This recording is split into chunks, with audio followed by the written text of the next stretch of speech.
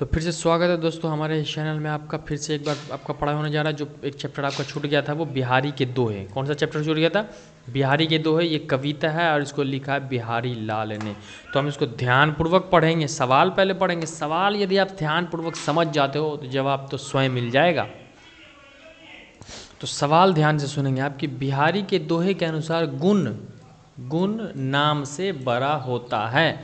तो देखो यहाँ ध्यान से। जी हाँ दोस्तों, गुण नाम से बड़ा ही होता है। वैसे मैं बताता हूँ। पहले क्या रहेगा? गुण नाम से ज़्यादा बड़ा होता है। बिल्कुल गुण नाम से ज़्यादा बड़ा होता है। यानी यदि आपके अंदर कोई गुण है तो आपका नाम बहुत ज़्यादा फैलेगा, क्योंकि गुण व्यक्ति का आभूषण होता है। ये आभूषण क्या होता है? व्यवहार, कपड़ा लत्ता जो होता है ना, वो उसे भूषण कहता है। आभूषण तो हमारा गुण ही हमारा व्यवहार हो, सब कुछ हो जाता है। गुणवान व्यक्ति को हर जगह हर परिस्थिति में सम्मान मिलता है। यदि आपके अंदर कोई गुण है, क्वालिटी है, तो आपको हर जगह हर परिस्थिति में सम्मान आपको मिलेगा। आपकी इज्जत तो होगी, वैसे भी होती होगी मेरे प्यारे दोस्तों। जिस व्यक्ति में जितना भी अधिक गुण होता है वह उतना ही आदर का पात्र होता है। यानी जिस व्यक्ति में जितना गुण होता है, क्वालिटी होता है, लोगों को उसकी उतनी इज्जत करनी चाहिए। व्यक्ति का नाम महत्वपूर्ण नहीं होता।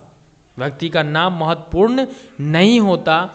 जैसे धतूरे को कनक कहा जाता है, लेकिन इससे आभूषण नहीं बनता। कनक यानी सोना, तो धतूरे को हम कनक कहते तो हैं, परंतु क्या इससे हम सोना बना सकते हैं, कोई जेवर बना सकते हैं? नहीं।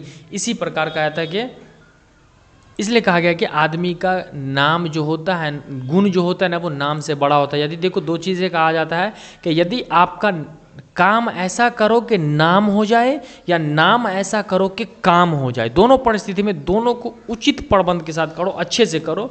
तो ये सवाल आपका क्लियर हो चुका। अब हम इसका बिहारी का दूसरा सवाल की ओर चलते हैं। एक एक सवाल मैं आपका क्लियर करता जाऊंगा। नेक्स्ट सवाल, दूसरे सवाल की तरफ हम ध्यान देते हैं कि दूसरा सवाल हमें क्या कहता है।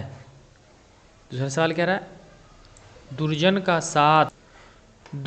साथ किस प्रकार हानिकारक है? बुरे लोगों का। दुर्जन मतलब बुरे लोग। तो दुर्जन के साथ यदि अच्छे लोग संपर्क में आते भी हैं तो उनके स्वभाव में परिवर्तन नहीं होता और अच्छी बुद्धि नहीं मिल सकती है, क्योंकि वह अपनी आदत और स्वभाव नहीं बदल पाते। यानी कह रहा है कि दुर्जन के साथ यदि अच्छे लोग संपर्क में आते भी हैं तो उनके स्वभाव में परिवर्तन नहीं होता। दुर्जन के साथ बुरे अच्छे लोग जो मिलते हैं तो और अच्छी बुद्धि नहीं मिल पा सकती, क्योंकि वह अपनी आदत और स्वभाव को नहीं बदल पाते हैं। यानी यदि बुरे लोगों के साथ अच्छे लोग मिल जाए तो बुरे लोगों का अच्छा के अंदर जो अच्छापन नहीं आ सकता, क्योंकि उसकी बुद्धि को वो आदत पड़ चुका है। जिस प्रकार हींग कपूर के साथ रहने पर भी अपना दुर्गंध नहीं छोड़ता, बल्कि उसी रूप में रहता है। यानी हींग को हम कपूर के साथ रख दें तो वो अपना दुर्गंध नहीं छोड़ता, बल्कि उसी रूप में रहता है। कोई बदलाव नहीं आता। कपूर जैसी सुगंधता नहीं आती है। उसी प्रकार बुरे लोगों को जितने भी अच्छे लोगों के साथ रख दो, उस ससुरे में अच्छापन आ ही नहीं सकता, वो भकलोल होता है।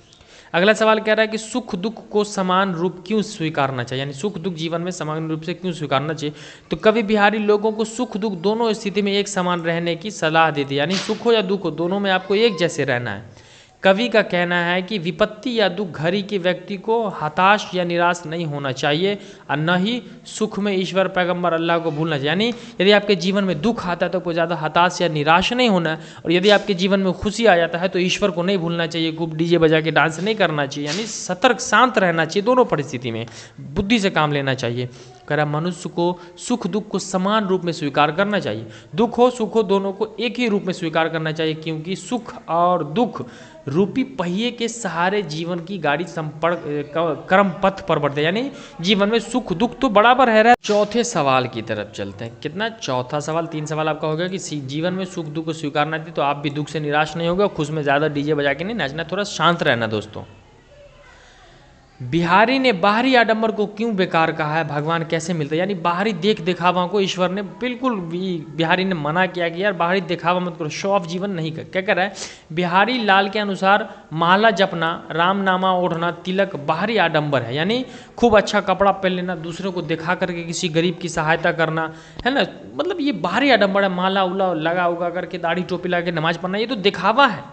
इससे कोई काम पूरा नहीं होता। दिखावे की चीज़ों से काम पूरा नहीं होता। ईश्वर तो सच्चे हृदय में निवास करते हैं। यदि आपका मन सच्चा है तो ईश्वर सच्चे हृदय में निवास करता है। अतः ईश्वर को पाने के लिए बाहर नहीं, भीतर ठीक करने की ज़रूरत है। हम आपको अपना मनवा ठीक करने की ज़रूरत है। कलेजे में जो दाह है, सबके ईर्ष्या है, इस दाह को आप समाप्त कर लो, क्योंकि ईश्वर कहा जाता है कि ईश्वर ने कहा है कि मोह को कहा खोजे रे बंदो, मैं तो तेरे हृदय में। ईश्वर तो हृदय में निवास करता है। मन साफ करो दोस्तों, मन के बगैर, मन साफ ना होगा तो ईश्वर नहीं मिलेगा।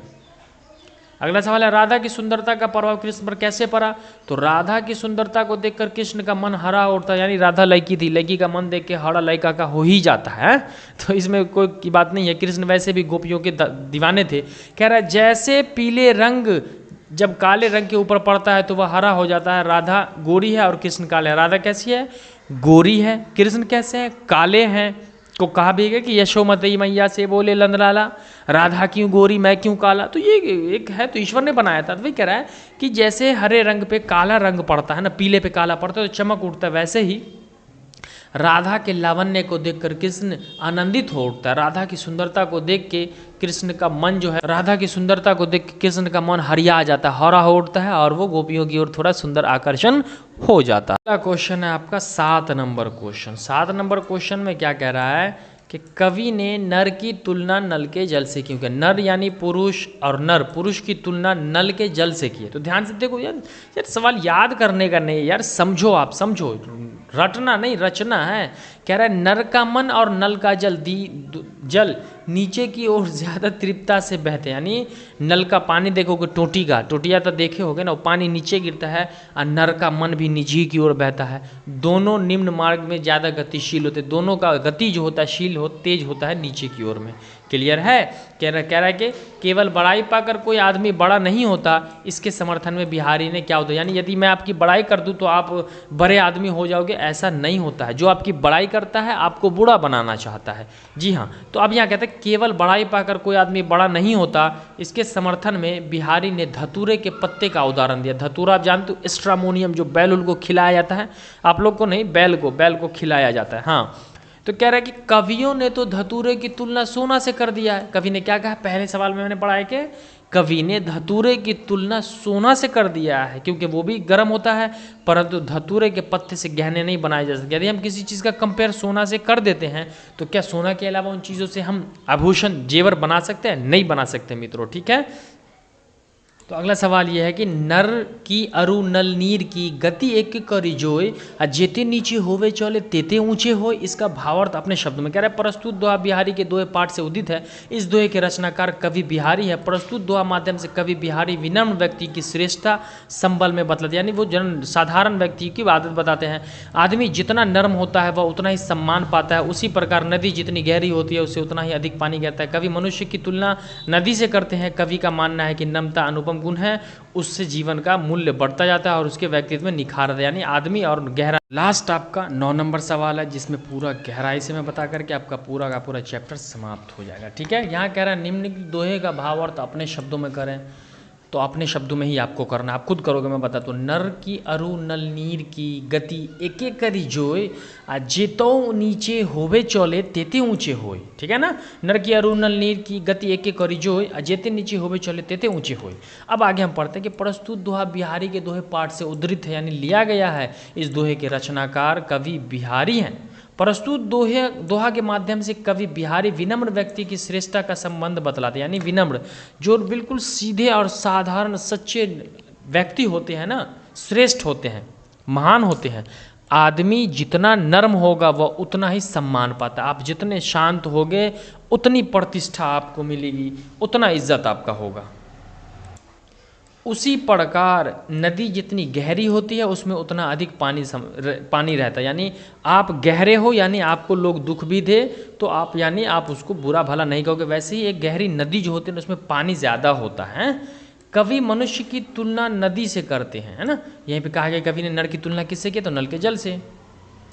यहाँ कह रहे हैं कवि मनुष्य की तुलना नदी से करते हैं। कवि का मानना है कि नम्रता एक अनुपम गुण है। नम्रता, आप में शांत रहना बहुत बड़ा गुण है, मुझे भी पसंद है।